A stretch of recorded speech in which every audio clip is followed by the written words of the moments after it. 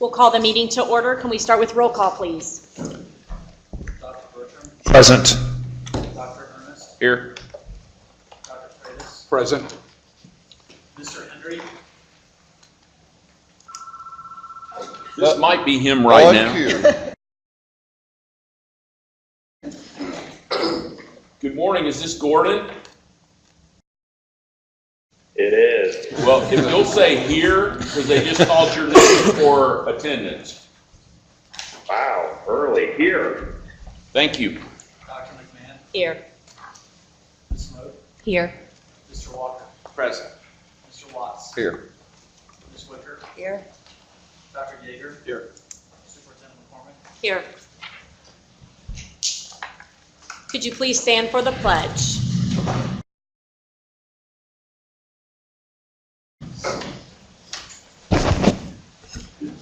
I pledge allegiance to the flag of the United States of America and to the republic for which it stands, one nation, under God, indivisible, with liberty and justice for all.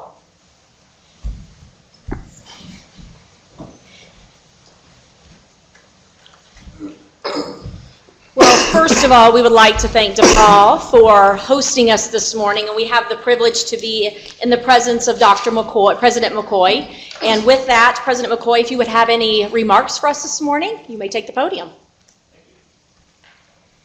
I would just like to welcome you to DePauw. We're glad that you're here today. We ordered this weather just for you. And we're hoping to, actually, it's like this weather every day at DePauw, even in the middle of winter. But we're glad that you're here. My career started in public education. My wife, as a 20-year veteran of public school education, in fact, taught here in Greencastle Public Schools for many years. I have 3 children in the school system here, so I have a very personal vested interest in what you do. But I'm also very aware of the important challenges that you face and the important work that's in front of you, and I applaud you for taking that on. As we bring your students to DePauw, we recognize the great work that you do, and we know that we're all facing multiple challenges to give the best education possible to every student. I know that each of you are committed to that. We are thrilled that you're able to join us here at DePauw. You are welcome at any time.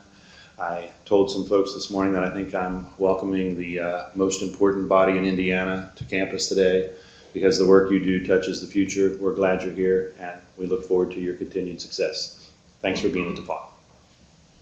Thank you again for hosting. I know all of us on the board, thank you for the work that you're doing with the students who go through our K-12 and those who come from out of state. So thank you for everything you're doing. You have a great institution. You have a lot to be proud of, so thank you. Would board members like to make any comment before? I know President McCoy has a busy day, but would anybody like to share a quick comment? Okay, perfect. Thanks again. Approval of the agenda. Move to approve. Second. All those in favor? Aye. Opposed? Approval of minutes for August 2nd. Do we have a motion? Motion to approve. Second. All those in favor? Aye. Opposed? Approval of the minutes for August 22nd. Do we have a motion to accept? So moved. Second. All those in favor? Aye. Aye. Opposed?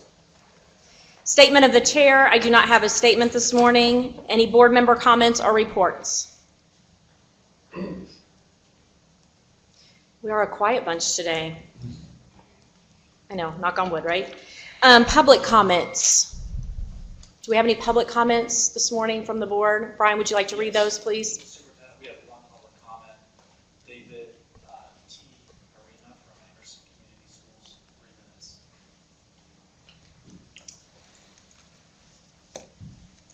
Nice pronunciation of the name, by the way. I appreciate it. Morning, Dr. McCormick. Good morning. Ladies and gentlemen of the board. My name is David Tiganina, and I come representing Anderson Community Schools and Highland Middle School in particular, where I am the administrator. And today, we have questions about the proposed path for middle school students taking high school level courses. In particular, having 8th grade students enrolled in Algebra 1 take the ECA for algebra, as opposed to taking the 8th grade ILM beginning with the 18-19 school year. Following this path, 8th grade students taking the high school ECA will not take a standardized test on the 8th grade standards in math. These 8th grade students would have been tested on state standards as 7th graders, then state standards for Algebra 1 as 8th graders. Does it not matter that this group of students on the I-Learn 8th grade standards? Furthermore, in DOE information sent out to schools in August, it does not mention 7th grade students taking Algebra 1. The statement reads, beginning in 2019, grade 8 students enrolled in Algebra 1 will take the Algebra 1 ECA and the grade 8 I-Learn for ELA. Therefore, do 7th grade students taking Algebra 1 also take the Algebra ECA at the conclusion of the course their 7th grade year? If yes, to 7th graders taking ECA, what test does this group of students take their 8th grade year? Do they take the 8th grade I-Learn or no math tests at all, when they are now enrolled in either geometry or algebra 2 as 8th graders? If no to 7th grade taking the ECA, a 7th grade student in Algebra 1 takes the 7th grade I-Learn and the 8th grade I-Learn, but an 8th grader in algebra takes the ECA. Is there a question of equity and validity when students in the same grade level are taking two vastly different tests? We, as administrators, need answers to these questions for our students, as we have a high number of students taking high school courses at the middle school level. Every decision made at the state level has different outcomes for each school corporation. In a district such as Anderson, which has a very high poverty rate, decisions such as this could have an adverse effect on the student population. I don't have to remind you that we have a number of students who have no voice. I choose to be their voice, to advocate for what they need, because we believe that every child has a chance to be successful. And as an educational board, we must provide those chances for every student to have a chance to be successful. Thank you for your time and your support. Thank you. And I am hoping this afternoon that, or through this meeting, you will have some answers to some of those questions. So I know you probably have a busy day, but we are going to be discussing that very issue. So you teed it up nicely for us. We understand your frustration and we apologize that we're this late in the game. So hopefully today through the state board, we can get some answers. So thank you for your comments. Best practice innovation, any? No, okay.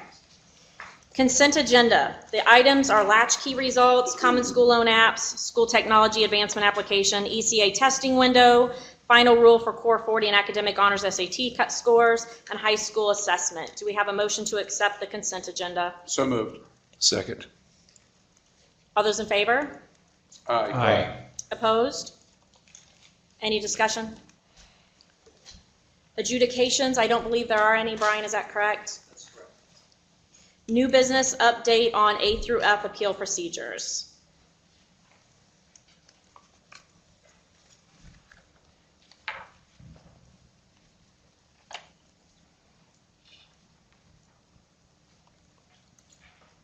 Good morning. Working with the department, we have developed some updated procedures for schools wishing to request audits and appeals of their A through F grades, which will be assigned here shortly. This is a joint recommendation. We work very closely with the department, and essentially what we will accomplish is audits and appeals can be submitted at the exact same time now by schools. This will hopefully speed up the process a great deal. We will also be accepting, due to the way that the statute and the regulation is written, there will be an opportunity for appeals to be filed after grades are assigned. The only difference will be if appeals are filed at that time, grades will not remain embargoed for those schools. So there's an incentive for the schools to file an audit before the embargo ends. That way, schools will not be potentially harmed by a grade that will ultimately be changed. Any questions? Okay. Thank you. Do we have a motion to accept the appeals procedures? So moved. Second. Roll call, please. Dr. Burke? Oh, Yes. sorry. Can we do discussion first? I'm sorry. Is there any discussion? Okay, roll call, please. Sorry. Yes. Dr. Ernst? Yes. Dr. Prentice? Yes. Mr. Henry? Mr. Henry? Yeah. Dr. McMahon? Yes. Ms. Moe? Yes. Mr. Walker, Yes. Mr. Watts, Yes. Ms. Wicker, Yes. Dr. Yeager, Yes. Superintendent McCormick. Yes. The next item on the agenda is the appointment of the executive director.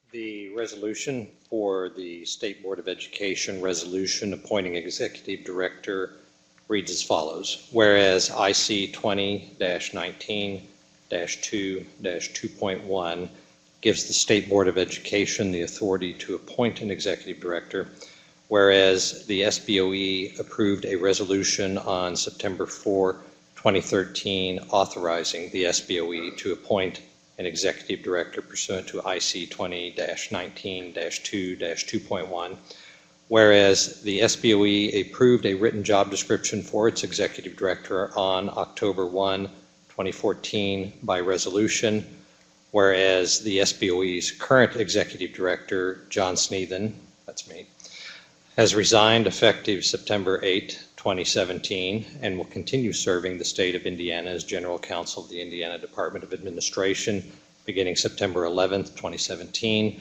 and whereas Matthew Vors has previously served the state of Indiana faithfully, now therefore be it resolved that the SBOE appoints Matthew Vors as its new executive director. Do we have a motion to accept the resolution? So moved. Second. Any discussion? Yes. Just a few questions, and first of all, John, I'm sorry I didn't speak up during board member comments. Thank you so much for your service. And I've always been able to call you and get questions answered right away or in a timely manner. I do appreciate your work on behalf of girls and boys of Indiana. Just a few questions. And I think I've met Mr. Vors, so I have nothing against Mr. Vors. I'm a little more concerned about the practice of we're presented with an executive director, and I'm wondering why we as a board don't have the opportunity to at least interview this person prior to a recommendation. And who made the recommendation? Where are you with all that? And I know it's not you, so it's probably State Board of Ed. I don't know, Brian, if you're talking, or whoever's, Tim, who's going to respond to that, but I have a few other questions after that.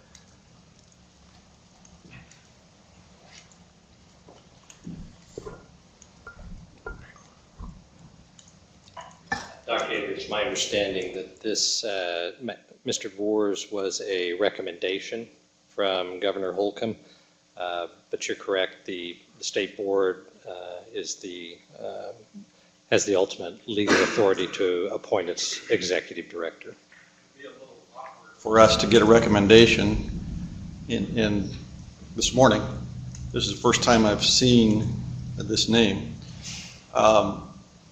Awkward for us to get a recommendation this morning and then vote it down. So I'm really more interested in talking about the practice and where is it in writing that says the governor appoints the executive director for the State Board of Ed. Now, I know the State Board of Ed can vote, but where is it? Where in writing does it say that? Sorry, John, I'm putting you to work on your last day or second to last day. I've got to earn my transition out of here. You're correct, Dr. Yeager. The law does not say that the governor appoints the executive director, but certainly the governor has a majority of board members, and therefore is appropriate, I think, for the governor to make a recommendation. The law actually says that the state board appoints its own executive director, and then the executive director subsequently appoints and manages the state board staff. So it is a recommendation. I don't want to characterize it as anything else. What's the history of this person? I have no background on this person. None. Well, there's not much history because prior to 2012, 2013, The state board did not exist as an independent entity, so there's not a lot of precedent. Mr. Vor's name is before you much the same way. My name was brought before the board in 2015, and that was simply a recommendation by the then Governor Pence, presented to the board, which opted to allow me the opportunity to serve it as the executive director. But again, it was a recommendation.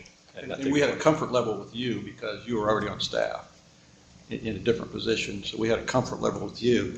So it says, whereas Matthew Vors has previously served the state of Indiana faithfully, how?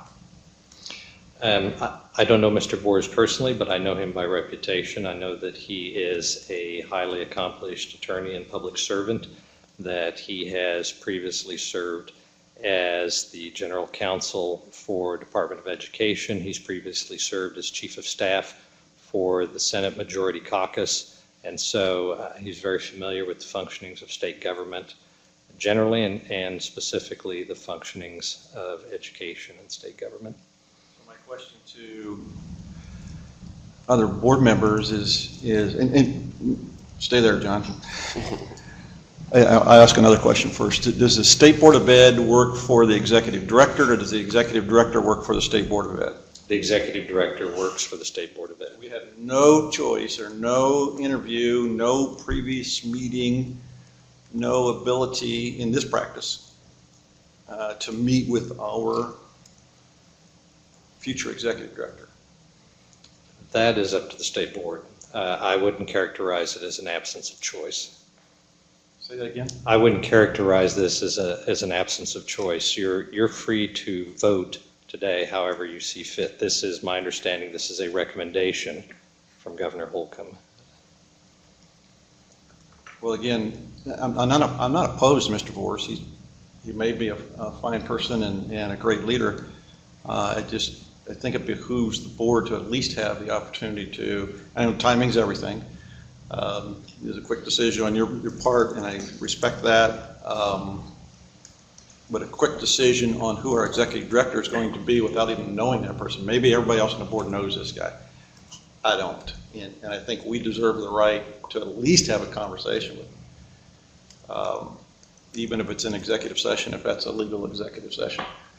I'm not sure that it is, but those are just, I'm going to vote for him. I just want to talk about the practice. I want to clear up the practice that, the worst case scenario is we have a leader that's appointed. I'm not talking about Mr. Vors, a leader that's appointed either this time or in the future, and we don't get along with him. So I guess we have the right to have a resolution to fire him. Is that in writing somewhere? I think it's certainly implied in your power to select the executive director. That's my point. We didn't select the executive director. That's my point. I'll quit talking. I've lengthened this long enough. I just want to say I think Dr. Yeager raises some wonderful points as regards to the process. I also would be uncomfortable, but for the fact that I know Matt Vors and have worked very closely with him over a period of years.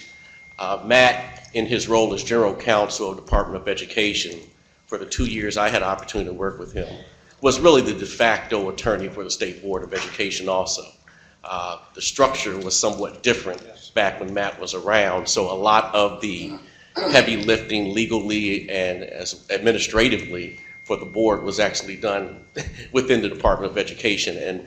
And Matt was wonderful in terms of working with all the board members. He's a top talent in terms of his legal acumen.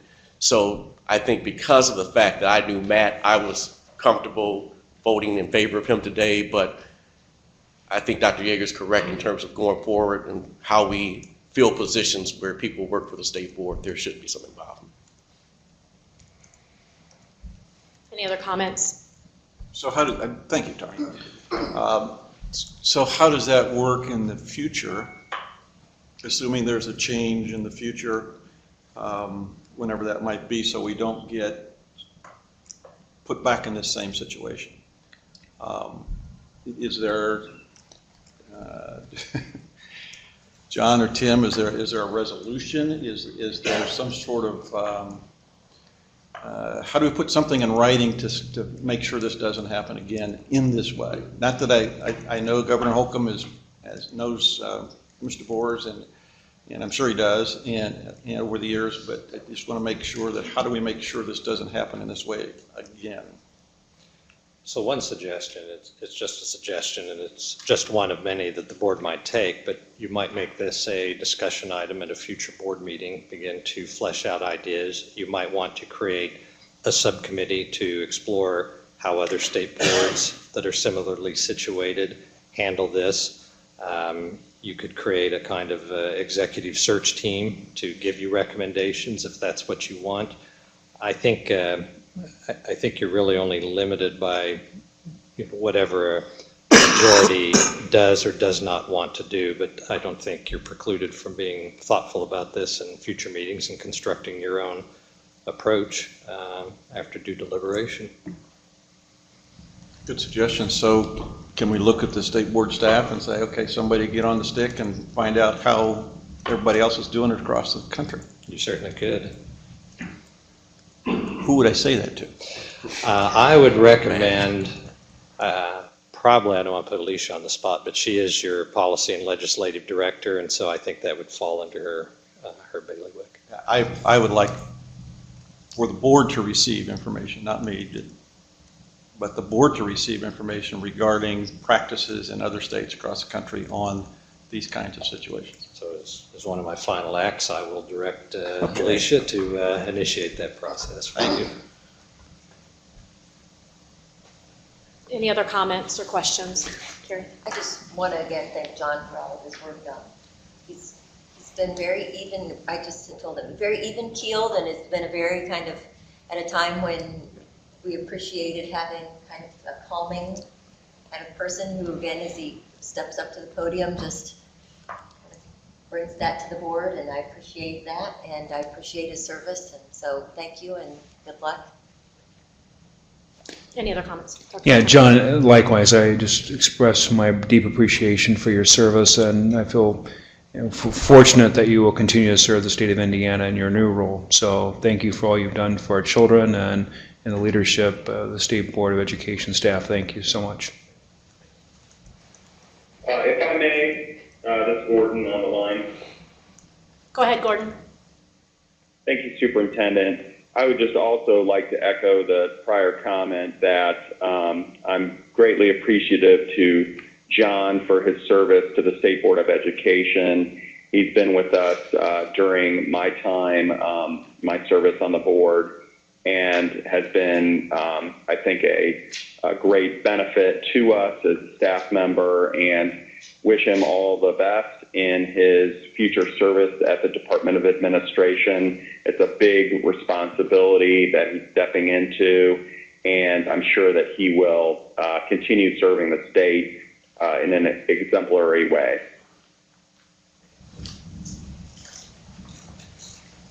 Any other comments?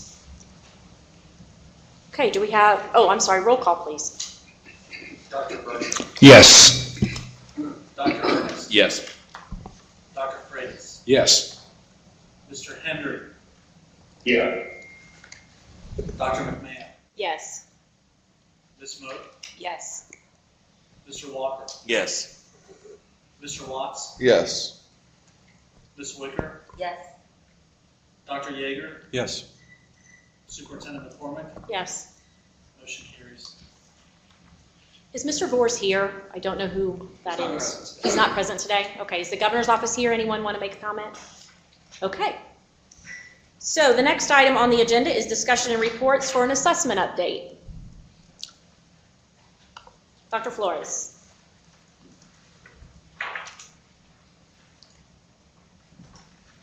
Good morning, board.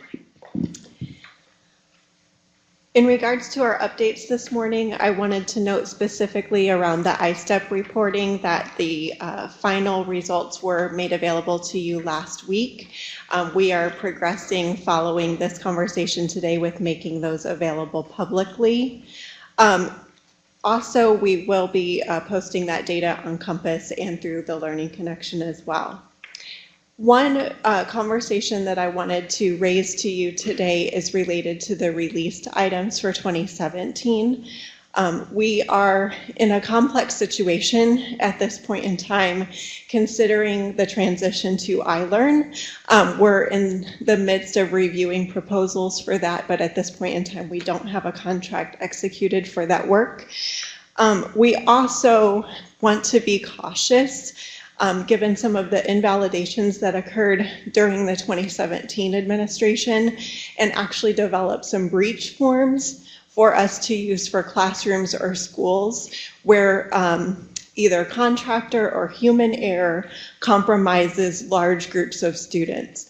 The breach form would allow us to have an alternative assessment to give in those instances where we have several students impacted. We have not typically had breach forms in Indiana before, so this is a change. But by not releasing the items for a few months at least, this will allow us the opportunity to build out some breach forms to hopefully make a stronger assessment administration for the 18 school year. Are there any questions related to that? When you say breach form, so you're saying it's a form of the assessment, it's not an actual form per se, right? Correct. So typically what Indiana has done is build a single operational form. We have several different forms based on the number of field test items that have to be administered every year, but we've typically had just a single operational form. A breach form would allow us to have an additional test form that could be used in instances where a test was compromised for groups of students. How do you ensure the validity, reliability of that test form or breach form? Sure. So we would be working closely with Pearson. They've already started to develop high-level projects around the delivery of an additional form. All of the process steps that they go through to establish the singular operational form would be followed for this additional form. We would also bring these conversations to the TAC conversation in November to make sure that if there's any considerations that TAC wants to ensure that Pearson is addressing, that we have the opportunity well in advance of the spring administration to do that. How do you ensure that the breach form is aligned with the regular test, question 1 and question 2? Approximately how many students are affected by this and will be taking the breach form instead of the regular test? Sure. So the blueprint is followed for a breach form the same as it would be for an operational form. So all of our process steps remain the same. We don't have an anticipated number for students that would be taking this breach form. Ideally, we would be in a position where no students would have to take it because it's really meant as a safeguard to ensure that we can deliver valid assessment results for all students. So in a best case scenario, we don't have a situation where a breach form would have to be used. But I think given some of the situations that we've had to work through over the last couple of years, by not having a breach form, it's put us in a difficult position because we have several students that haven't been able to receive valid assessment results. Since the breach form is new, does that require us to pass a resolution or change regulations in some way? How do we affect this change if we're interested in doing that? I don't believe that you would need to pass a resolution to move that forward. We've been working closely with Pearson based on some of the issues that occurred last year to absorb the development of this breach form as part of their process going forward. So at this time, I think I wanted to make you aware that this would be in place, but I don't believe a formal resolution is needed. I appreciate you being proactive, and thank you, Superintendent. I think it's needed, and I think we need to be ready in a proactive way. And so, although we don't like glitches along the way, to be ready is really tremendous. So, thanks for doing that. Welcome. Quick comment. I don't doubt that we need one as a safeguard, and I appreciate being proactive.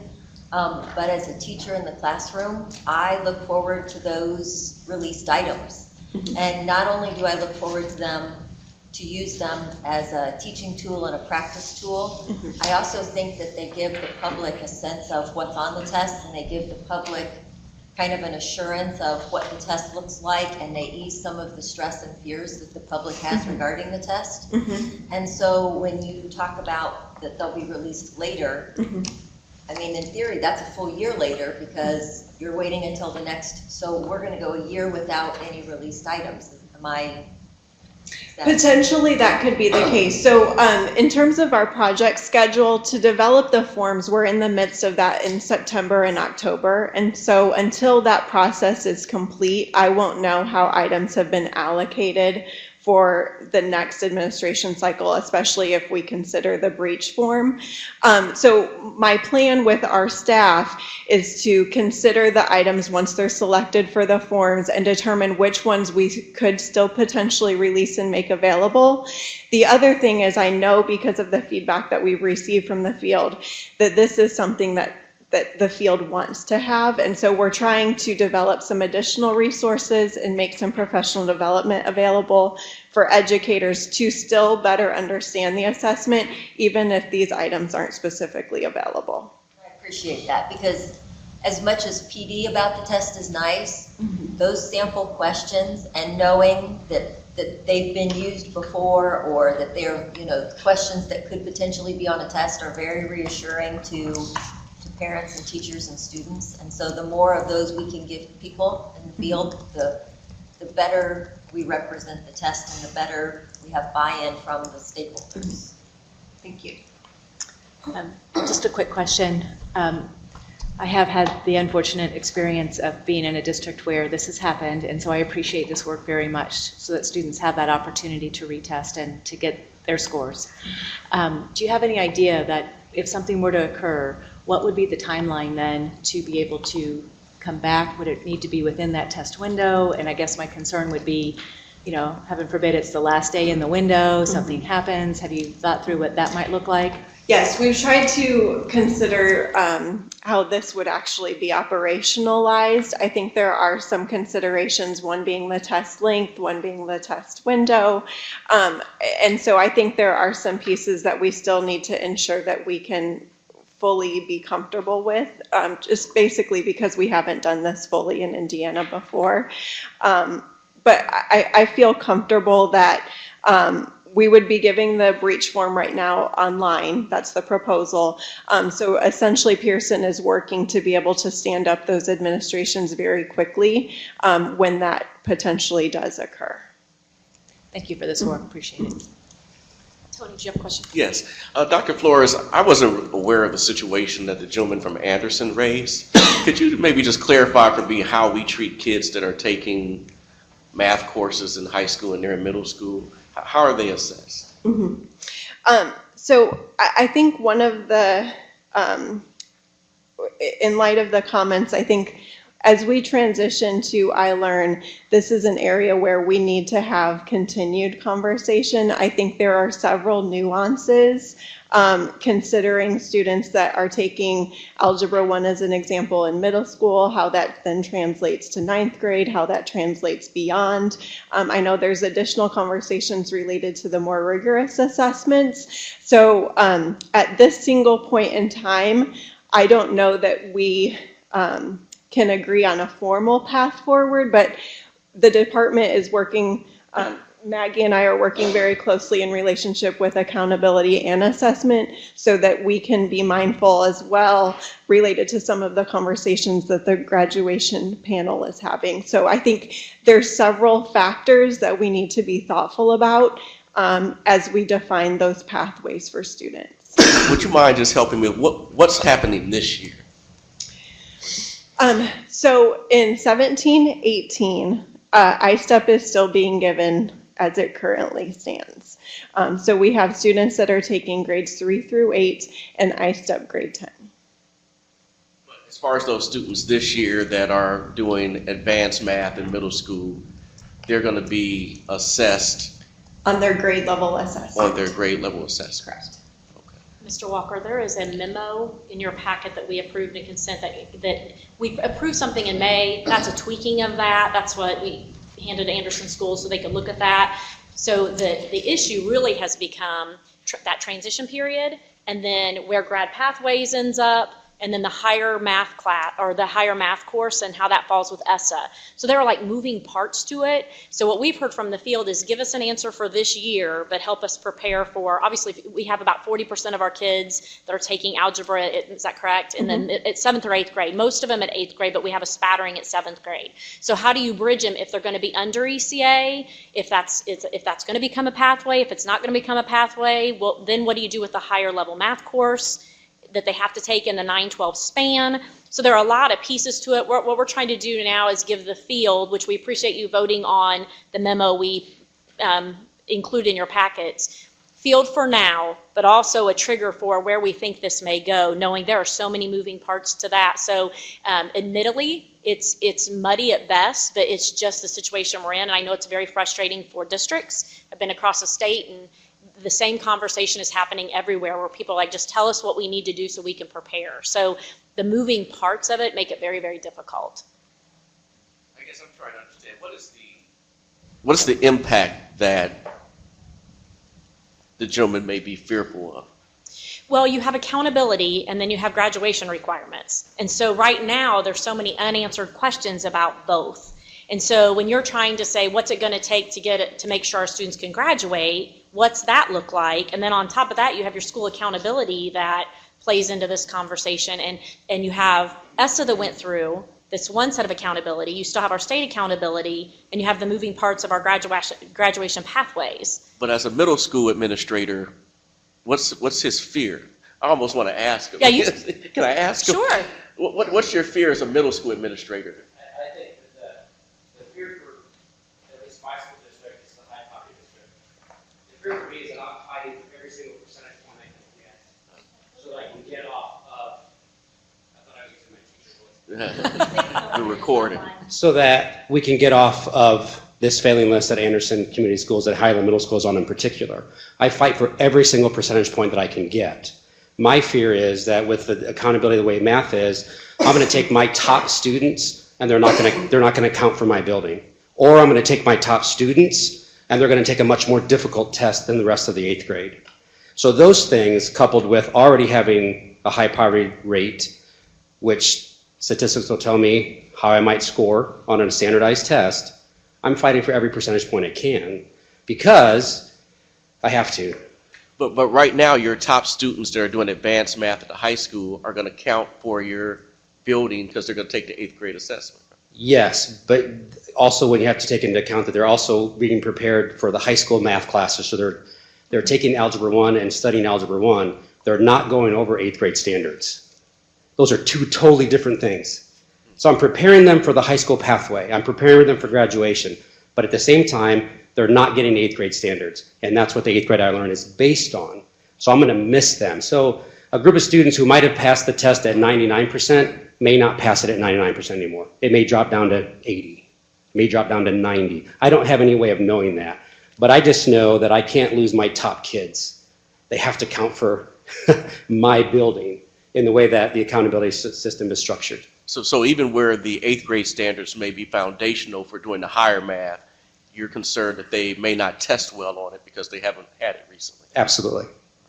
We're caught in that conundrum right now. Preparing them for high school, but I'm still held accountable for middle school standards. Interesting. Thank you for clarifying Yes. that. Thank you.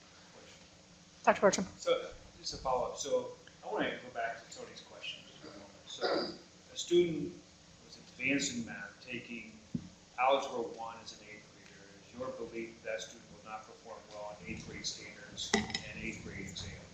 It's my belief that they're not going to be as prepared as they would be as if they were totally just working on 8th grade standards. But they're prepared to go into Algebra 1 after having middle school mathematics, but they're not going to be, I'm struggling with that rationale. So what has to happen? Is that theoretically, I need to start in 3rd grade with math to get them ready for middle school, high school courses, so that they're always a year in advance. So 7th grade is working on 8th grade, 6th grade is working on 7th grade, so that they're ready for the advanced math. So somewhere along the line, the math assessments are based on the grade that they are in, not exactly what they're working on at that particular point in time. And middle school students in particular, the brain development, the anxiety, everything that goes along with being a middle school student, in my professional opinion, also gets in the way of everything else that's going on. Nobody ever says, I want to go back to middle school. There's a reason we don't want to go back to middle school. It's a very chaotic time with everything that's happening. So we prepare them for their Algebra 1 standards, for the ECA, or for whatever they're doing, and there's not a whole lot of correlation between that and 8th grade standards. You have another question, I can tell. No, I'm just going down that line of logic. I mean, that would be suggesting a student who's taking Algebra 2 could not successfully complete an Algebra 1 assessment at any point. I mean, they should have those, be able to perform on those standards. Theoretically, they should have the math foundation somewhere in there, but it might have been years ago that they went over those particular standards, which are going to be tested on at that particular point in time. I know it's odd, but this is something that I deal with every day. I think there are several of us who have dealt with it for a long time as well. So I'm just, and that's my curiosity. I'm just want to understand that logic. So, I mean, I think this has been an issue that we've discussed several times because we agree we don't want to disadvantage our students or really circumvent the accountability system. Or put schools at a disadvantage because we're accelerating students, and yes, and that's been one of the, I think not too long ago we had this extensive discussion around this very topic, and we want to continue to move students forward, to accelerate them, to give them those opportunities, advanced learning. Yet we don't want to create incentives that would undermine or circumvent that process. So. And I agree wholeheartedly with what you just said, and what Dr. McCormick said as well is that if I knew exactly what the outcome was, then I could prepare kids for what they're doing, and right now that's what's muddy, I believe. BJ. I believe the most important thing here is to ensure that, and I have to concur with Dr. Bertram, I have faith that those students are going to do well on that test. If they're taking Algebra 1, could be wrong, but I would say for the most part, those students are going to do very well. I think our obligation is to make sure that you are receiving credit for all of those students. That we don't want to discourage those students from taking Algebra 1, I don't think. But our problem is how do we give you credit for it and still allow there to be some kind of growth chart at the high school level. But please know that your concern's been heard. I appreciate it. And I think if maybe this will put it in perspective for you, Highland finished at 58% last year. And so I told the staff that we got an F+, right? That's when we showed growth, but we still weren't there. So the entire state looks at a name on a piece of paper and it has an F next to it, and it's a connotation that goes along with that letter grade. And so the community has that connotation, our kids know that they're an F, and in middle school they have that connotation that they are failures. So when it's a 58% and I'm fighting for every single percentage point, I just need to get to the D- so I can start to work on that we're okay. And so while I would like to believe that every single student taking Algebra 2 would pass an 8th grade standard test, I can't take that chance. I need to prepare them for that particular test that they're going to take. I would encourage you to continue the path you're going down. And I know it's tempting to play that accountability game, but you're doing what's best for your kids. You're doing what's best for those high-level students. And so I've heard it across the state when they're like, what would be our incentive now to teach algebra at the middle level, even though the kids are ready and they can do it? Why would we do that? Because we're going to get penalized potentially if we're not smart with a lot of decisions coming up.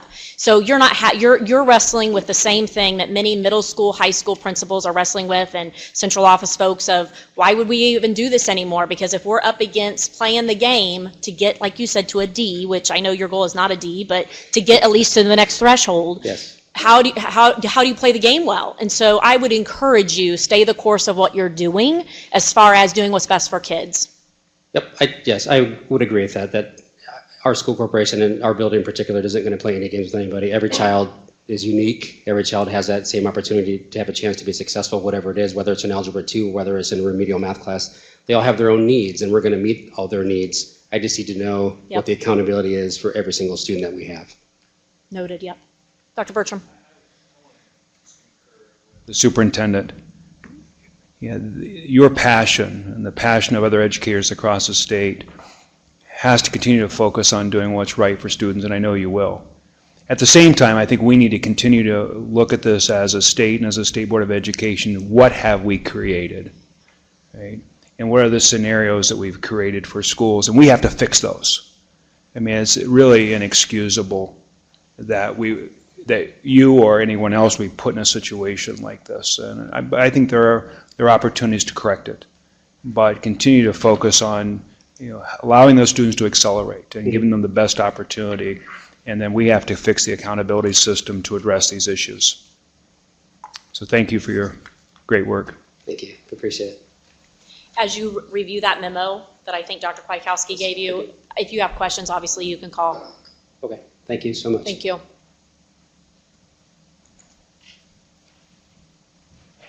Okay, I did include a few slides that display our data for ISTEP this year. I'll just go through these briefly, and then if there's specific questions, I can address those. In English language arts, really across all of the content areas, the results this year were relatively stable. We did see a slight increase in grade 10. That was anticipated. I know many in the field were hoping that we would start to see an increase there, and that has started to occur. In math, again, very stable with a slight increase in grade 10. Science, still very stable, and social studies the same.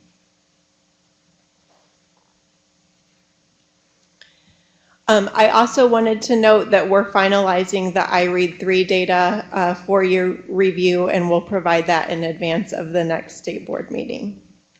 Yes? The question on iRead3, and this is sort of a topic for me I bring up when you mention it. And my belief is that every child in Indiana should be able to read on a standardized test. Mm-hmm. And in Indiana right now, iRead3 is the test that we use to track whether students can read or not. Mm-hmm. And so in the reporting part of it, I'm going to drill down a little and ask you if you're going to provide this data to us. Okay. My specific need is to look at students who do not pass iRead3, mm-hmm. who then are moved on potentially to grade 4, mm-hmm. still do not pass iRead3, mm-hmm. moved on to grade 5, still don't pass iRead3, mm-hmm. grade 6, and they keep moving on mm-hmm. through the system. And so maybe it's a myth that students can continue to move on through their education without passing iRead3. Is that a myth or is that a truth? There are some students that matriculate without passing the iRead3 assessment. So we have the retention as part of the regulation for students to matriculate after they've been retained a certain number of times or they receive a good cause exemption. So it is possible for a student to move on to subsequent grade levels. I'm going to exclude those students. We have some special education students mm-hmm. by law mm-hmm. are excluded, mm-hmm. And I think there is another category in there. Yes. But putting those students aside mm-hmm. for a second, which I totally agree with the mm-hmm. legislation, mm-hmm. I'm talking about a student who does not fit into those exemptions, mm-hmm. but my fear is there are students in Indiana who continue to mm-hmm. not be able to read, not be able to pass iRead3, mm-hmm. that they continue on with their educational journey. Sure. Is that a fear that's a fear that I should have about these students, or are all students required to pass iRead3 at some point, and what is that point?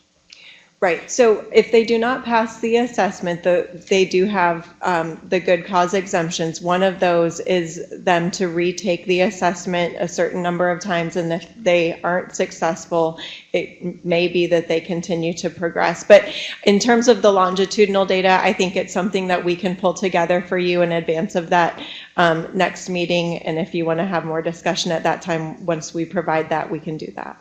Yeah, I'd really like to see the data on that. Mm-hmm. My fear is that we have students graduating from high school mm-hmm. in Indiana who have not passed iRead3, which is the only indicator of mm-hmm. reading proficiency that we have. That's standardized. Mm-hmm.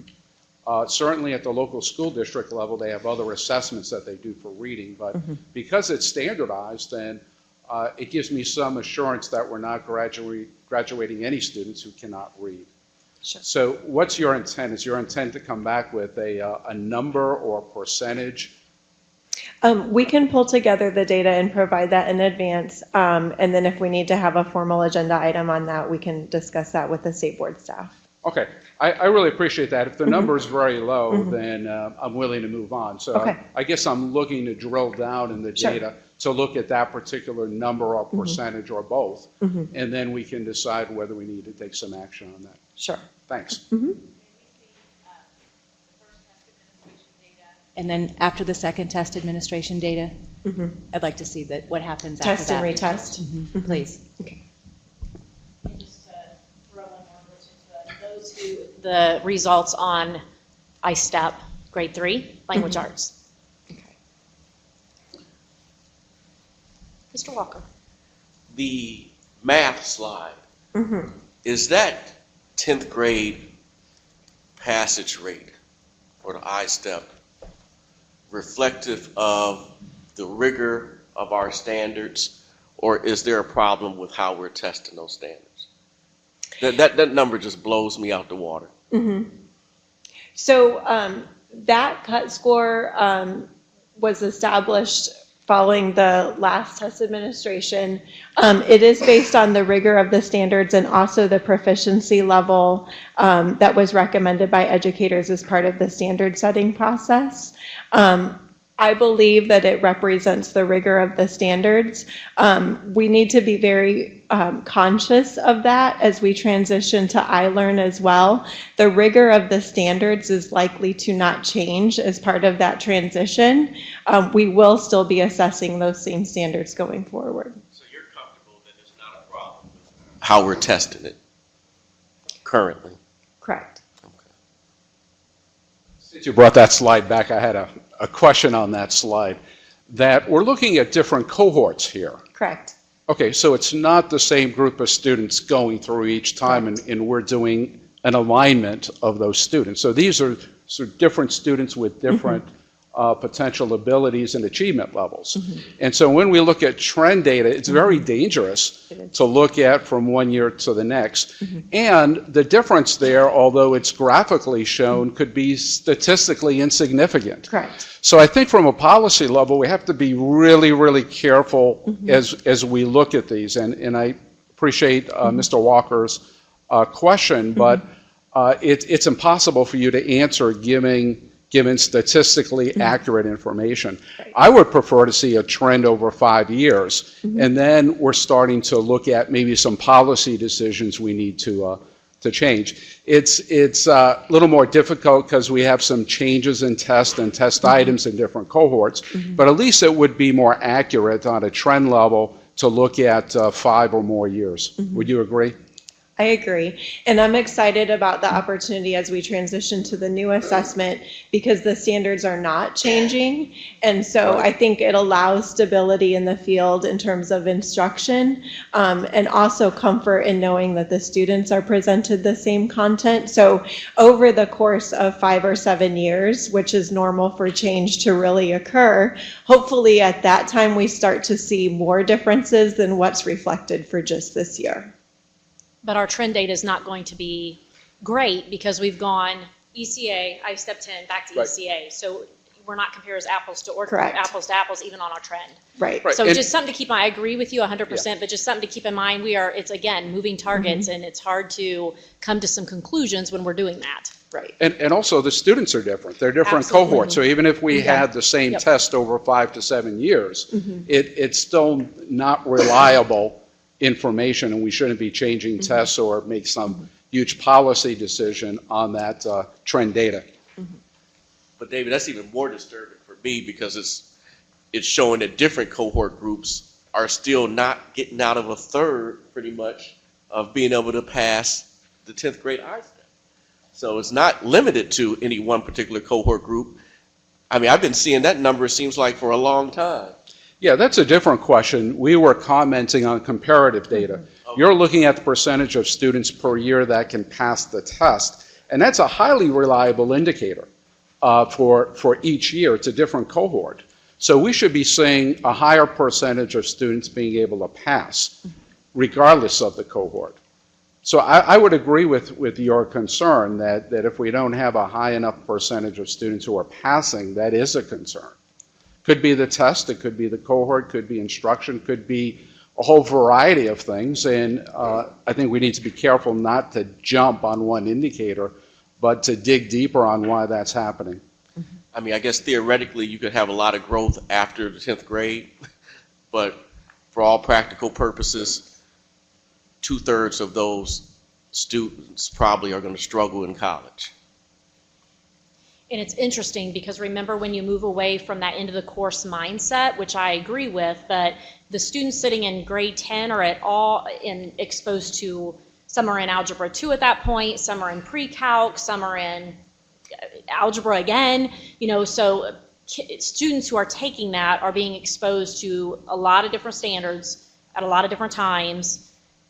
That's one thing to keep in mind when you look at a grade 10 specific, because your students are falling all over the place in their math courses.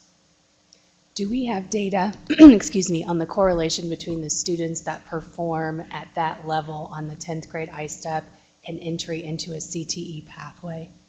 Is that in any way an indicator of the pathway that they are likely to choose when they move on to secondary? Because there would be something in that, I think, for us to be thinking about in terms of the way that we're understanding proficiency. The lens that we're using is very heavy just on an algebra focus, but we know that many of those students, when they move forward, are going to be using a technical or an applied math.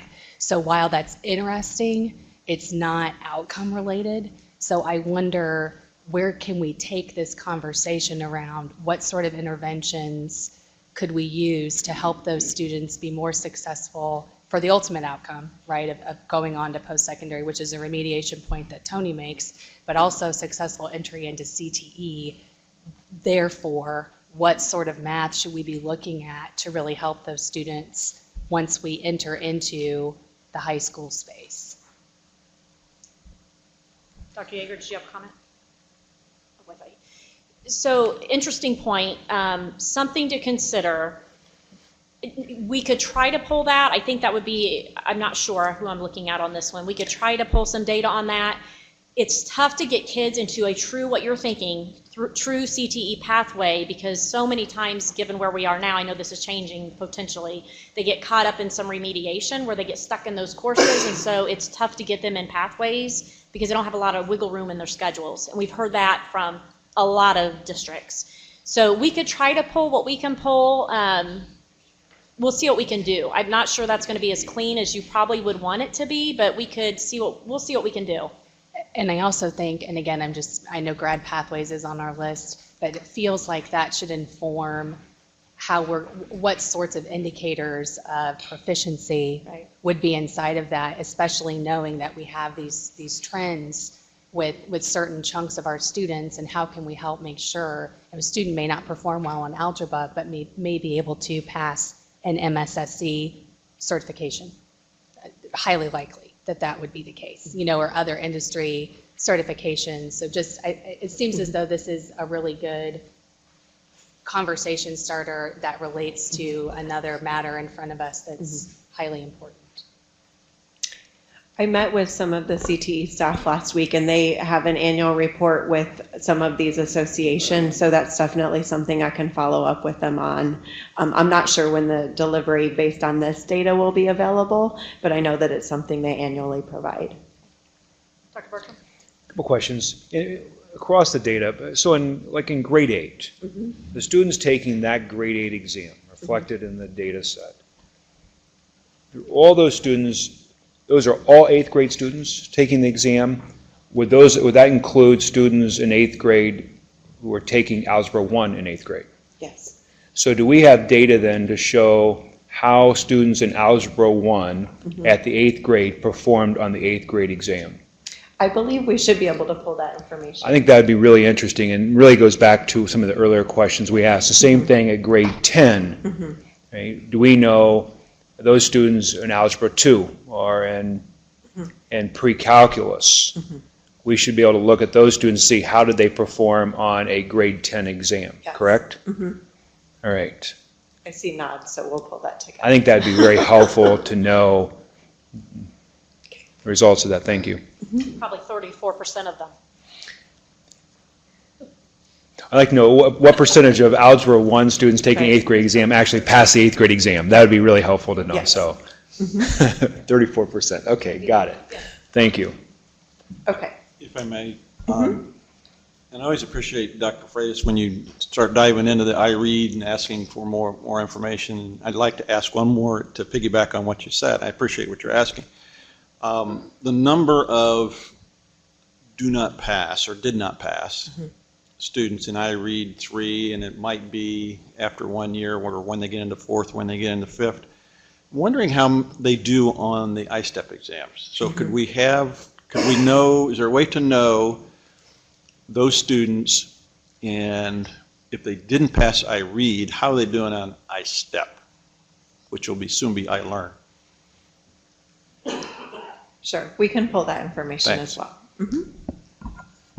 Okay, anything else related to the data? Okay, the last update that I had for you today is related to the alternate assessment RFP. You approved the department the opportunity to move forward in developing that RFP. We're in the final stages of development for that. We really worked with the iLearn expectations as a model for developing the scope of work. We do have an upcoming timeframe where all of you can review that RFP. There will be a couple cycles of that. Right now it's in the final draft form, and then you will have the opportunity to review it just prior to asking for approval. And we will request approval for the release of that RFP during the November 1st meeting. So just to make sure everyone is aware of the timeline that we've been working through, we do have the next draft available for all of you beginning September 11th. We also are sending that to our Assessment Implementation Advisory Group, which is an advisory group that I maintain in the assessment office that consists of CTCs and some educators that advise us on some key components during our process, and then also our Technical Advisory Committee. Then the final board review will be October 18th through 31st, just prior to that November 1st board meeting. Any questions? Okay, thank you. Thank you, Dr. Flores. Accountability. Okay, just quickly, we provided you with a timeline for the 8th ref release this school year for the 2016-17 8th ref letter grades. That document provided two different timelines, one for the traditional K-12 schools and then one for the adult high schools as well, because we have two different calculations we run for those. So I'm going to jump to the adult high school because we've actually already calculated that grade, and those schools have received and they are currently in the process of reviewing their letter grades. And those are preliminary embargoed, reviewing their data for that and submitting audits or appeals for that. I don't think we've had anything submitted yet from the adult high schools. For the K-12 schools, we intend to release early next week. We're shooting for September 8th. We're still waiting on one data file, though. So it's possible that that data is going to be pushed back to September 9th for schools, and that'll be released in a preliminary embargoed state, so it'll be released only to schools to review their data. At that point, we will, on here, September 11th would be the release of the preliminary grades, not September 8th. That's when we are intending to finish the calculations, but releasing next Monday or Tuesday. And at that point, it'll trigger the beginning of the 8th ref audit and appeals window, which the process you approved earlier this meeting. We're intending to have all of those cleared up at the end of September and bringing forth to the state board for final placement at its October 4th board meeting. Note that the grades for those schools who submitted appeals during the embargo period will not be brought forth at the October 4th meeting because they will still be in the process of the appeal. So those will continue to be embargoed. So we will bring any grades that have gone through an audit and been completed or did not appeal or audit at the October 4th meeting. And then, as Tim noted, in the appeal process, there will be a second window from October 4th to 16th for schools to submit an appeal during that window as well. But that will be, schools will already have been placed at that point at the October 4th board meeting. Any questions on the timeline? Okay, thank you. Thank you, Maggie. Graduation panel update. Yeah, I was really worried there for a minute that my report was going to be between us and being done in 1 hour or less for a meeting, but we're past that now, so we're okay. I would say that graduation pathways, the panel is progressing nicely. I think Katie's points were really teed up this report nicely in that we're having conversations now in this listening phase and collaboration phase, as I would call it, of listening to what I would call all stakeholders that are involved in this to look at what is best for our students and to give them that chance to be successful that was talked about in public comments earlier. And I think that's so very important. These conversations have been very transparent. We've had lots of people come in and give public comment, have the chance to sit around the table, look at what our options are, and right now continue to not try to come in and problem solve immediately, but listen to what all the different possibilities are. And I think that's been great because, again, the ultimate goal is that we want an educated and talented workforce, and we have some gaps right now that we're looking at, and we have some gaps in the ability for our students to be able to get that chance that we've talked about. I think the other thing is, one of the things that came out at the last meeting that I think is important to note, both for the board and the public on this, and Representative Baining was able to clarify the creation of the panel and what we're charged for, because I know there were questions about that. And as I understand the purpose through him on that, it is to create a new system for determining if a student in Indiana is ready to graduate high school. In the past, we've used graduation qualifying exams such as ECA, ISTEP to determine this. However, under this new legislation, we can establish different pathways or ways to determine graduation for our students. The legislation gives us some options to consider in it, but none of those are things that we necessarily have to do. Those were suggestions from the legislature for us to consider, but not necessarily what we need to do. We will continue to give ECAs under our federal accountability purposes because we have to. However, under the bill, students' graduation qualification is no longer tied to the test. So I think that was good clarification from his standpoint that gives us a lot of latitude to be able to look at what are the different options that are available and out there, and I think the panel is certainly doing that. Over the course of the first 3 meetings, again, we've heard from employers about gaps. We've heard from students. I think everyone on the panel would tell you one of the most compelling and interesting conversations that we had was with our students.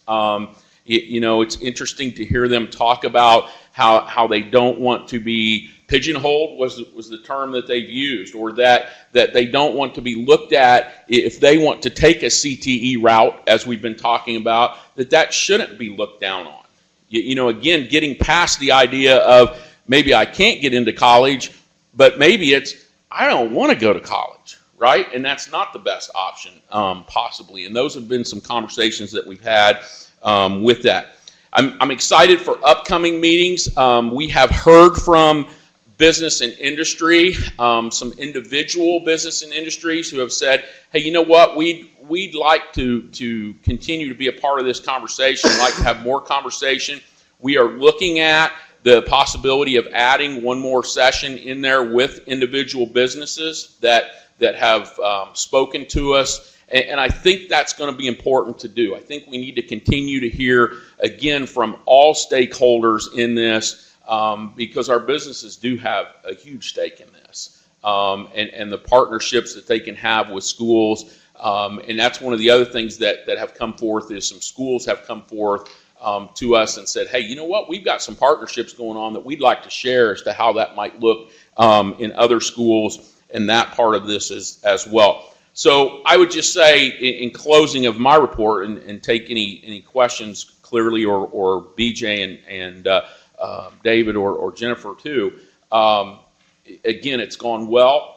I think we will continue to listen, particularly coming up this next meeting. We have the school leadership, principals, superintendents, and that will be there. We've had those giving public comment as we've gone along as well. So again, this next one and possibly another one with some more business and industry will be very much, again, listening, convening a conversation about what this looks like and how we can move forward. Byron, are the business leaders actually suggesting pathways when we meet with them? No, they have not yet really given any specifics, and that's really why we'd like to sit down with some truly individual. We've had organizations and things, and that's why we'd like to have specific businesses come in, because we've heard things like, well, I need, and this has been an interesting conversation. We've heard, hey, we just need workers, right? And it's interesting when you dive into that, when you're at a low unemployment rate, you're probably going to get some of that, right? And so we'll hear that publicly, but then businesses then will also talk to you about, hey, we need these skills, so we'd like to drill in. And I think that's one of the things that could be important to add one more, is to really drill in on what are those pieces. Because one of the things that we've done is really get to this idea of stackable skills, right? And so last time we drilled in on, and again, no decisions have been made. That's by design, because we want to hear from everything. But I think one of the things that the group began to talk about was, what's that bottom foundational skill that a student would need? We talked about a work ethic certification and those kinds of things that all businesses are saying, hey, we need that employee that shows up. We need that employee that knows how to just be, collaborate, be a team member, those kinds of things. I'm way oversimplifying that. But we have begun to get to some of that. I think we need to get even a little bit closer on that, particularly if we're looking at those as pathways as to what a student needs to do to have that comprehensive look at, what's it take to graduate. So as far as the conversations with the industrial leaders, is it really focused on sort of school to work pathways, not including those kids that are going to go to college? That would be correct. And then to look at, and then the other thing that's come out with that, so is how do you have, and I use the term porous all the time. I think earlier it was said wiggle room, which is good too, right? It is how do you set these up? Again, that stackable piece. What are those early stacks to the Jenga puzzle, if you will? What are those early stacks that if I decide, if all of a sudden I realize, you know what, I could go to college and I'd kind of like to be an entomologist. That's a wild example, isn't it? I could still do that. And I think that's an important piece of this too. How do we get it? That's the part that gets interesting about this, is how do you get it to that point, right? That you're able to make those shifts. And as an old CTE guy, that's the thing that always was interesting to me. We'd want to take a kid down a path. Well, they would all of a sudden get interested in something. How do I shift over to that? And I think that's going to be an important piece to this. It is the flex. We say, I said I wasn't going to say this because we've said it so many times that we even had to define it last meeting, but the flexibility piece to that. So are any of the participants or stakeholders at the point where they're suggesting any pathways? We have not heard any exact pathways suggested yet. Interesting. First of all, thanks for your leadership. The meetings have been well received. The invited guests felt comfortable and provided really enlightening information, so that notion of inviting guests to meet with us either in small groups or large group is something you've started, and it really has been received well. I have two questions. One question, can you remind us of the timeline when you're coming back to the full board? And what is that end product going to look like? Is it going to be a set of recommendations for our approval, or what's the form of that? I think the task of the panel is to have a set of recommendations to come for the board, because ultimately the decision is the board's. Right. For that. And then we conclude meetings in November and would have a recommendation to the board in December. One thing I would like to add is serving on the panel, my one concern that I have, and I'm sure it's shared by others on the panel, that sometimes when you have these conversations, people tend to think that means you're trying to bring down the rigor. And I want to just state again, our intent is not to bring down the rigor. Our intent is to look at multiple pathways, obviously, that we can make sure we're looking at student interests, that we can look at student ability, but the intent is not to bring down the rigor. But then you throw up what we just saw up on the I-STEP results, and that too gets back in the conversation quickly. So I think there's a lot to it, a lot of layers, and a lot of stakeholders who are going to see it differently. Higher ed sees it one way, employers see it another way, and it depends on the employer. K-12 sees it one way. There are a lot of people who see it through different lenses, which we appreciate, and we need that voice at the table. But I will say, I think we can do this without bringing down rigor. But I know we have pockets of folks out there that are convinced that this is an opportunity for all of us to bring down rigor, and I would just argue that is not the case. Dr. Yeager? Dr. Bertram? I have several questions, but how many of the employers who attended meetings and shared ideas have indicated that the way to solve the skills gap is to have more students who've passed standardized tests? None. And have you, in your belief or the things that you're hearing from businesses, are you convinced that the interest of some of the businesses are aligned with the interest of students? Yes. In what ways? I think students what we heard from the students, if I understand your question correctly, what we've heard from the students is we would really like to be learning things that we would use when we go to work at these businesses. So that's where I think the alignment comes from, because they indicated the students that we had, small sample size, but were pretty knowledgeable, that a lot of times they're spending time on things that do not help them, and some of these are ones that are in internship programs right now or working in businesses, that a lot of those skills haven't been ones that have been transferable to where they're working.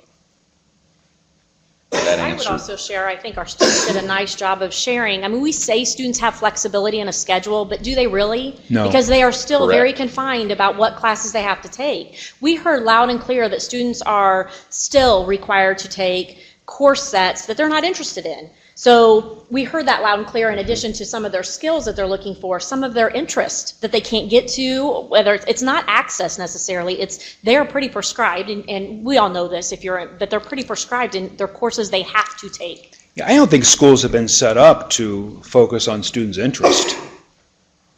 I mean, we've created the pathways for them. Here's what you take every year, and we get into high school and say, now you can have a few electives. You know, it hasn't been designed in that way. One of the things I'm just curious about is, and we work with hundreds of employers across the country and around the world, and the things I continue to hear from them, are the things around a specific skill set that they're very interested in. It's not necessarily a specific job, but rather a broader skill set that represents transportable skills. Because one of the challenges is what happens when automation and other things and technological advancements change the way they do business. Do they have a workforce that's adaptable and can make changes with them?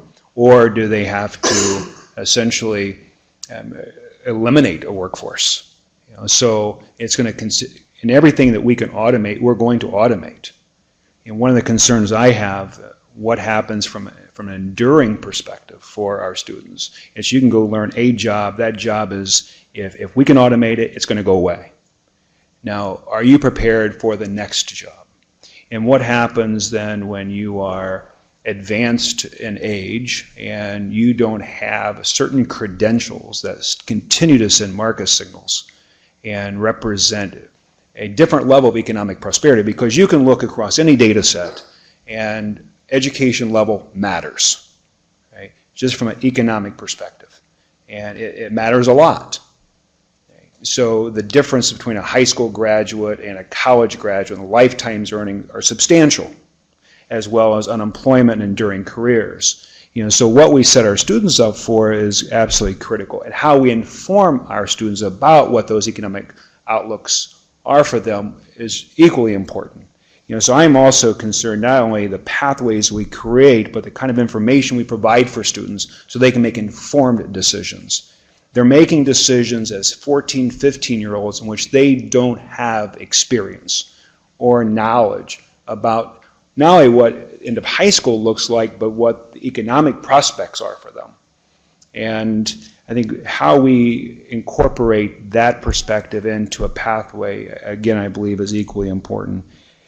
So anyway, I think it's a very important work, and I appreciate your efforts here. And Vince, to your point, because we've had a lot of discussion around the regionalization, right? We heard from an employer from Fort Wayne, for example, really telling us what they needed, can't get enough people, right? So then we had a discussion around, and that's what's been good about these discussions, is to bring up the things that you've talked about, right? Now, we got to bring them all together and figure out what the balance is. But what happens if a student moves from Fort Wayne to Indianapolis? Probably a poor example, but moves from Fort Wayne to wherever. Are those skills, as you said, transportable, portable, whatever term you want to use, are those there? And those are some of the conversations that are being had. And again, it goes back to that. I think the piece that's been really good is that image of stackable. How do we stack those skills to where they have the minimum, as you said, Vince, that there is a minimum set that everybody's going to need, right? And then I think the other piece is that I would say to your comment that has brought in, that we've talked a lot about, is the high wage, high demand piece. And so we heard from parents, hey, we need help earlier helping our students as to what this looks like. To your point of them having knowledge. And then the student said that too. Hey, earlier, we really need to hear what do these things. We all at some point in our lives want to be a fireman, a doctor, or whatever, right? And very few end up being that. I wanted to be a rock star. But we end up not being those things. How do I get from point A to point B and be ready to make those conversions? So your points are very well taken and have been a big part of this discussion. Well, you mentioned your aspiration of being a rock star, and I'd like to know how that's going for you. But other than that, not very well. But though, it's an interesting point though, because we have a lot of students who believe that, right? Who want to pursue those kind of jobs and paths. What they don't realize are the thousands of jobs supporting the entertainment industry in various ways in which they can participate and have great careers in those areas. If you go to Broadway, there may be 20 performers on stage and 450 people behind stage and doing a lot of very important things. They just don't have insight into that. And I think it's important. If it is simply looking at a particular job that exists today and preparing students for that job, I believe we're making a huge, huge mistake. And we're going to disenfranchise a lot of students, and we're going to have a lot of unemployed students a few years out. I want to make one other point I think is critical that we have to continue to focus on from an employment perspective. And we talk about the skills gap, and I want to give just a quick story. I was speaking to the Manufacturers Association, and I asked them a question. I ask how many of you have jobs today that you cannot fill, job postings today you cannot fill. Every hand in the room went up, and there were hundreds of people. Second question, how many of you have high-paying jobs today that you can't fill? Almost every hand went up. I said, great. Third question, how many of you want your own children to have those jobs? And a very different response. My point was, you want it for everyone else's kids. So what is in the best interest of all kids? And how do we make sure they're prepared for the jobs today and the jobs of the future? One other point I want to make, there's a There's a really interesting book Peter Capelli wrote. He's a professor at Wharton, and in his book, it's Why Good People Can't Get a Job. And he really identifies 3 specific areas. One is that in many companies, we create HR systems and algorithms within those systems that actually filter people out of jobs. You know, for instance, you want X amount of experience, and so here's someone with 4 years of experience, but your minimum is 5. Well, what's the real difference between 4 and 5?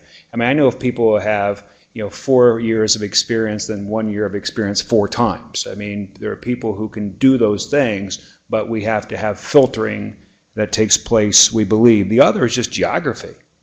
One of the challenges we have, whether it's the RV industry in Elkhart or in Warsaw and certain markets, I mean, you look around the country, the reality is sometimes the jobs grow up where people aren't. Or companies they tend to move to get to a skilled workforce, wherever it is in the world. And the third is just and we've seen this over the last several years, is a decline in on-the-job training expectations. And more people are expecting people to be able to do the job without investing in those people. And then what happens in terms of the investment moving forward? I think even with DWD and some of our efforts, we tend to train people after they're displaced. What happens is while they're continuing to work and advancing their skills so that they don't find themselves unemployed. Those are some of the things I think are going to be ongoing challenges for us with respect to a skilled workforce in our state. Thank you. If I could piggyback, I think to me is something on the panel, the most important word that we talked about is stackable. And I think what that stackable means is that you have the ability to acquire skills. You may stack different certificates because, as to Vince's point, the job that some of these kids are going to be getting don't even exist yet. So we don't know what we need to train them to do a specific task. It's we need to provide them with the ability to acquire a skill. And I think you can display that in many different ways. And going back to another point of Vince's, I think that the earlier that we can introduce kids to all different types of options, I think elementary is where, obviously I'm biased. I think introducing those students to the options that they may have in elementary will open doors and opportunities for them and their parents to have buy-in before they reach high school. To this point, too, out of 164 million people in the U.S. workforce today, 9 out of 10 are working in industries that existed 100 years ago. Okay. I mean, the industries haven't dramatically changed. What's changed are the skills necessary to do those kind of jobs. And how technology has evolved and changed that. I mean, technology has been the greatest disruptor of the U.S. workforce, and change around the skills. So those points I think are key. The students can learn about industries, and they can learn about multiple opportunities within those industries, and then learn what skills are necessary to not only function today, but again, a few years out as technology changes. And it's difficult to overestimate the point that Dr. Bertram made on the mobility of the workforce. I haven't looked at it in a couple years now, but a couple years ago, Columbus, Indiana had the highest percentage of H-1B visa holders in the nation. That's still true. And you know why? Cummins. So, I mean, what we're doing here is not just, or we shouldn't have the mindset that we're trying to reach some type of specific goal where kids know X, Y, and Z. It has to be looked at relative to what kids are learning and what kids know all over the world. And that's just the reality that these kids have to face, that they're not only competing for college admissions, but for post-college jobs or jobs out of high school with kids from all over the world. And that's not going to change. Just walking around this campus yesterday, I was struck by the number of international students that are here at DePauw. And I actually wanted to ask the president when he was here, how many Indiana students are here now? I mean, this is an issue. Purdue. At one point, Purdue had the 3rd highest of all public colleges and universities in the country number of international students. So it's not that our kids need to be able to compete with kids over in Illinois or kids in Indianapolis. They need to compete with kids that are coming from overseas. And that's in the workplace and in college admissions. So one thing, Byron, I would hope you talk to the people at Cummins, because they're a serious resource, because they are ground zero of really what our kids are up against. You know, I had the opportunity to attend CICP, which, you know, you have a lot of high profile folks who are in the business, a lot of CEOs at the table. We brought up, which is related to this, the graduation rate issue of Indiana, and they are hopeful that through the panel conversation, there can come up with some potential solutions to help drive that as well. So that's a piece of this we've not discussed, that I think the field is anxious, we need some answers. Employers, you know, we certainly don't want to be Indiana who's at the bottom of the barrel because of definitional change. So we're hoping that the graduation pathway panel will also play into the graduation rate issue that we're all facing. But I didn't want to lose sight of that today.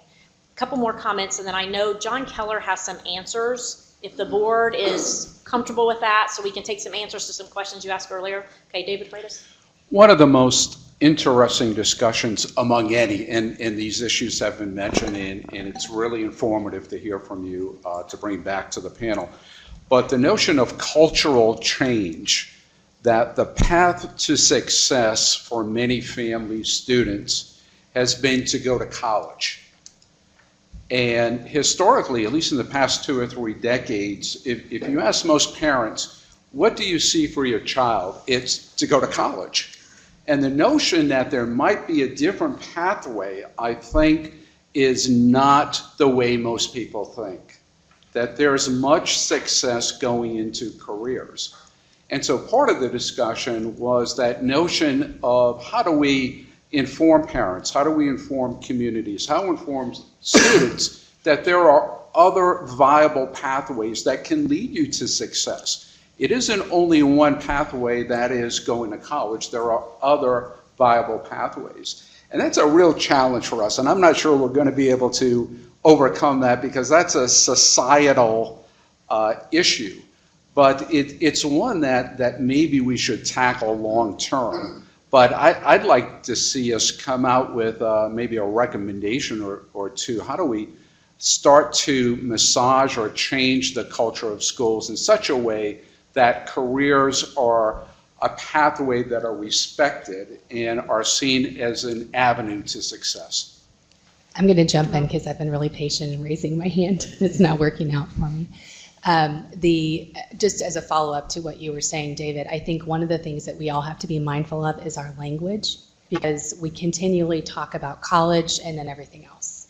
And that reinforces this thought process around rigor, that if we're not talking about college, meaning a 4-year education or even a full 2-year degree, that somehow the rigor of the training that's required to get the skill sets for success is less than, right, or is a failure in some way. And I think all of us in this, we've continued to use that language, and I think that's something that we should be mindful of in terms of the paradigm for what we're trying to do as we prepare students for graduation is situate them for success for whatever is next, not necessarily that they just graduated, right? And that's been our focus so much, is just get them to graduation, and then post-secondary will do their thing, or the workforce will do their thing. And I think if the way we speak about the language is, are we aligning the curriculum to that outcome?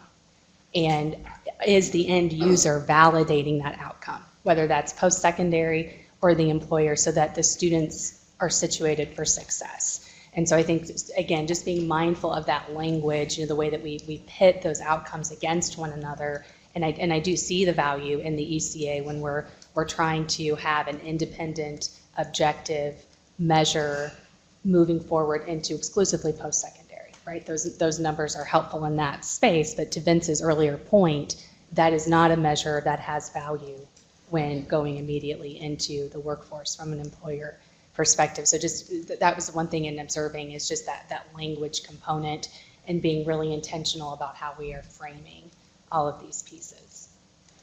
Dr. Yeager. I again want to concur with what Dr. Freitas said earlier, because the feedback I'm getting from these meetings has been very, very positive. So congratulations, Dr. Ernst. The additional meeting with business people, I think, is a very positive step. And I think that additional input from that group of people can only be beneficial. So I appreciate your willingness to add a meeting to that. And do we know what the selection process will be for what businesses will be invited to that table? How's all that work, or is that question too soon to ask? Or you're maybe a tick premature, other than we've taken some recommendations from folks. We've, in my mind, for example, the business representative from Fort Wayne that was there is one, because we'd like to dig in a little bit deeper with him. So I think it would be very much like what we've done before, where we've had recommendations from folks to, to be there, or they volunteered to want to be a part, of that. I know we've also had some thought on recommendations of some companies, and ones that have already been mentioned, Cummins being one of them, ones that have been meeting with, whether it be legislative teams, those kinds of things, where they've been asking for help in communities, and those types of things have been a part of that as well. Do we have a date on that yet? We do not. We had. I'm looking to Alicia to make sure. We had a tentative, and that did not. No space was available on that day. We were trying to get it between the one with the principals and between now and then, and we may have to have. We want to do it before we start to do the draft, obviously. So no, we do not. Okay. I was hoping. My goal was that we would go out with that on Tuesday, and again, that's no fault of anyone's else's. It's just my fault for not having thought of that sooner. But we're just looking for a space as to where that can go. Yeah, I'm glad you asked it, because that's my next question, is we had a kind of a timeline in mind, because there are many public school groups who are interested in keeping themselves involved in these panel meetings, and that being counselors and special ed directors and principals and superintendents who want to be a part of the process and have taken advantage of that so far. So sure. I appreciate it. As soon as we can get that out, then the better off we'd be. And I know you're working on that. Thanks. Absolutely. Okay, any other questions or comments for Dr. Ernest? Okay, so what we're going to do is, if the board is comfortable, we are going to take about a 5-minute break really quickly, and then Dr. Keller has some answers to questions if the board is comfortable with some of the questions that were raised today. Okay, so this is just a short reprise on the data conversation we had earlier. In reference to the question about passing rates for 8th grade I-STEP. If for last year, students who took Algebra 1 but then took the 8th grade I-STEP test passed at a rate of 87.5%.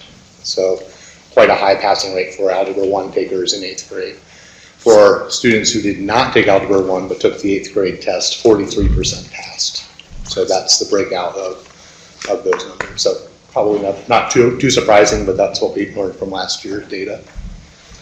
And then one other piece that we had already done some analysis on, the question about iRead, and we do have some data on folks who took iRead and did not pass, but passed I-STEP. So 3 years ago, so this would be the 13-14 data, 2,166 students who did not pass iRead did pass I-STEP, the 3rd grade I-STEP. And 2 years back, 1,712.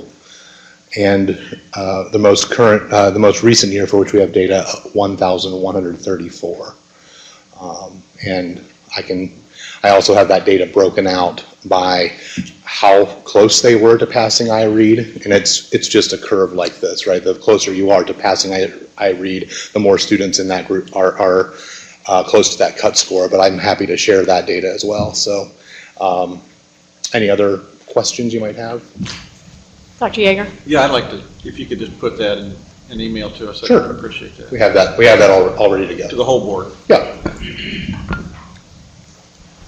And we know there's more data that was asked for today. We will get that. We can also include this one more time when we present, but it's good to have that data today. Our pleasure. Thank you. Yep. Thank you, Dr. Keller. You're welcome. Thank you. At this time, do I have a motion to adjourn? So moved. Second. We are adjourned.